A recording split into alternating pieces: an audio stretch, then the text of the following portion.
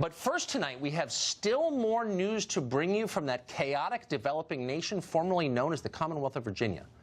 As of tonight, Virginia's three highest-ranking public officials, all of them Democrats, are embroiled in potentially career-ending scandals, and it seemed to come out of nowhere just last week. First, you'll remember, Democratic Governor Ralph Northam casually endorsed infanticide while defending a Democratic bill to legalize abortion right up to the minute of birth. Then just hours after he said that, a little over a day, I think, Northam was found to have a picture of men wearing a Ku Klux Klan uniform and blackface on his med school yearbook page. Oops. Almost immediately, pretty much the entire Democratic Party leadership called on Ralph Northam to resign his office.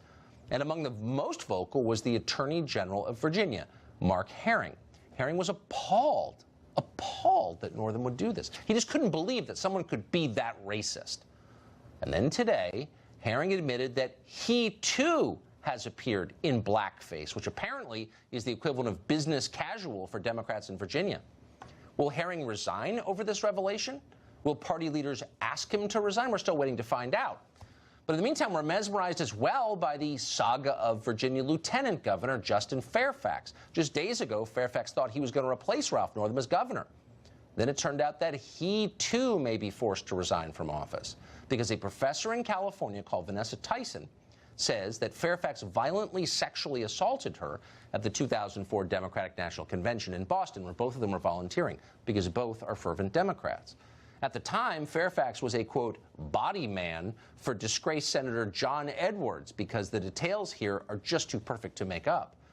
Tyson came forward a couple of days ago, and when she did, according to two sources who were in the room, Fairfax's first response to the story from Vanessa Tyson was, quote, F that bitch.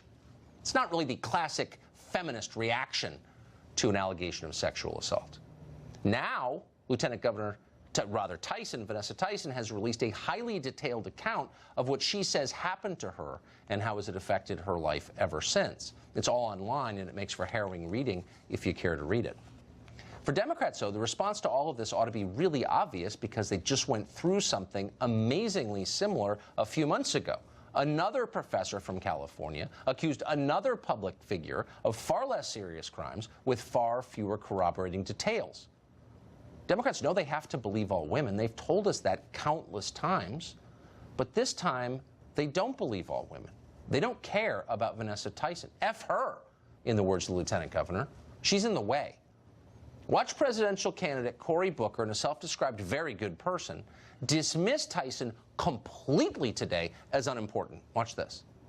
I think we should be focusing on what's right now happening with the governor. I know you guys are going to try to focus on a lot of things right now, but right now my focus is on, again, calling for the governor to step down.